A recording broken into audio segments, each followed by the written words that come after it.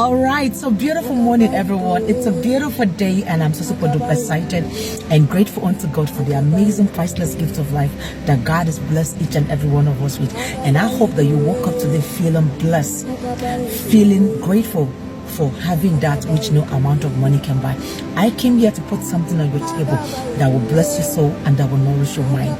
But first, let me say this to you, that the gift of life is the priceless gift that anyone can be blessed with. You know why?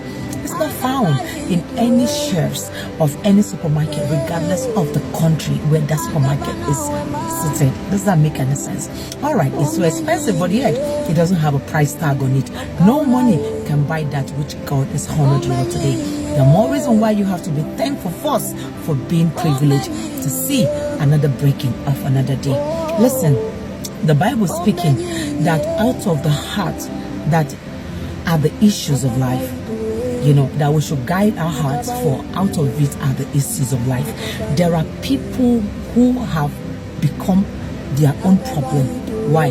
As a result of the issues that they have allowed to find expressions in them that is suited in their heart.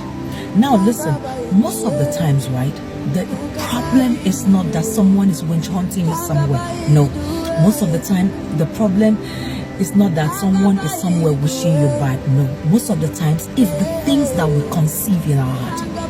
And that is why God warned us to guide our hearts. Do you understand? Because out of it are the issues of life. If you don't guide your heart, you are going to allow your heart to destroy you. The heart of a man is like the engine of a car. If you are not careful the kind of oil that you are pouring into your engine, you are going to knock your engine. And it doesn't matter how beautiful the body of the car is. It doesn't matter how expensive that car is. Once the engine is faulty, the car becomes useless automatically. No matter how much you use in buying that car, if the engine of that car is not in a good functional state, that car is as good as useless. Now listen, there are people who are walking, right? But they are just existing, they are not alive. Why? Because of the issues that is in their heart, because of the things that, do you understand, is resident in their heart. Listen, I keep telling you that God is not a God who is particularly concerned about where you are held from. No, God is not interested in who your father was or is. No, God is not interested in who your mother was or is. No, God is not interested in how they give birth to you, how you came into this world. Because you see, Jabez was a person whose mother bore in pain. But you see, the Bible said, and he built city. So the way that you came into this world is irrelevant. What is relevant is who is backing you. What is relevant is who is anchoring you. What is relevant is who are you holding on to. What is relevant is who is your God. Right? Who is your God? Who is the person paving ways for you? Who is the person that is able to make way where there are no ways for you? Who is the person that defends you when you don't have the power, you know, and the strength to fight the people that are fighting you? Who is the person that is shielding you, you know, from arrows that you cannot see, but yet God is defending you on a daily? Who is the person that is protecting you from harm and danger? It will amaze you to see if God can open your eyes to know the battles that God wages up off your life on a daily basis. It will shock you to see if God should open your eyes to see the kind of confrontations that come at you in the night while you are asleep. There are people that will not want to sleep again because, man, they won't be able to withstand the terror. But you see, our God is so just, our God is so merciful. And that is why I have come here to tell you this day that, listen, you see, worries are part of life. Problems are part of life. Right? But the good thing is that the Bible made us to understand that He will not allow situations that we will not be able to withstand before us. So the reason why you are facing that challenge now is because God has already equipped you to be able to withstand that challenge. God is already equipped you to be able to withstand that situation. God has already equipped you to be able to withstand that challenges. Because God never goes back on his word. Look at everything that God made from the time that he created them. It has not been recorded that they have shifted from the place where he places them, or that they have failed from functioning in the dimension that God is, created them to function is. There is nothing that God has ever said that has failed. The more reason why you need to hold on to God's words and not the things that you are saying, because you see, God is greater than everything that you are seeing. The Bible says, for there is no power, no force on earth, in heaven and on earth and beneath the earth can stand against him. You need to realize that your God is a God who nothing can contest with. You've got to understand that there is nothing that can befall you that your God isn't able to fix, that your God isn't able to correct, that your God isn't able to take away, that your God isn't able to change. I came here to challenge you this day, because you see, our heart plays a very dirty game with us. There is no need for me to try now. Look at where I'm coming from.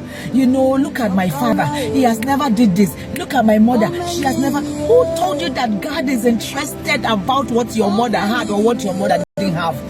Who said to you that God is interested about who your father was or who your father is? Listen, God is a God of you. And when he's dealing with you. If your father didn't make it and you grow up and say, man, I want to make a difference, and you begin to seek after God, you begin to do the things, positive things that your father didn't do, my darling, you are going to have so much positive results. And through you, the name of your family is going to be transformed and changed. People will no longer, call you people by your old names. God, through you, will change your family name to a new name and to a positive name. Don't look down on yourself. These things are part of life. Have you ever heard where they say a man, because of how wealthy he is, that he doesn't have problem? This is the vacuum that God has put in the inside of man. Because if God should give us everything that we need, then we are not in lack of anything. We will not even want to think that there is a superior being up there that we need to bow to, that we need to worship to. So these things are part of being. It didn't start from today. Look at from the time that the first man was created. Didn't you see that there was chaos? So we waste our time in thinking so much in the things that we don't have powers over. Let the things that you don't have control over to God, and let God know that besides him, that you don't have any other place to go. And when Jesus says yes, nobody can say no. And if God says no, nobody can say yes. And if God opened that door onto you, nobody can close it. And if God closed the door that the enemy has opened on you, no enemy can reopen it. And if God said this is your time of manifestation, nothing can change it. Because all power in heaven and on earth and beneath the earth, they are subject to the authority of God. That is why I keep on telling you that, listen, it is what God has said concerning you that you should hold dear, not any other thing that anybody say. A man born of a woman born of a woman, is trying to make you feel uncomfortable, or has said something and you're taking it to heart. Where did you keep your God? Do you not know what your God is capable of doing? Go and read about his account. He's the one that frustrates the tokens of liars. He makes diviners mad so that they cannot perform their enterprises. The Bible says, who is it that said the thing and it cometh to pass when the Lord God Almighty commanded it not? The Bible says that for with man, these things are impossible, but with God, everything is possible. Nothing shall be impossible. He is the God that parted the Red Sea. And the children of Israel, they didn't walk on a muddy ground. They walked on dry land. That is the God that is your God. He is the God that restored Job after Job has lost everything. But that is not to tell you that, listen, that with me, there is nothing that can ever be lost with me. If I am the one who gave it to you, and when the faults and the worries of life come, the challenges of life come, I am able to give it back to you, and even more better. The Bible says for all the things that Job lost, when God restored them, the things that God restored were nothing to be compared to the things that Job lost. And that is why I said to you that, listen, when God comes into your life, you can never compare your before to the time that God is in your life. Because listen, the difference is always too clear.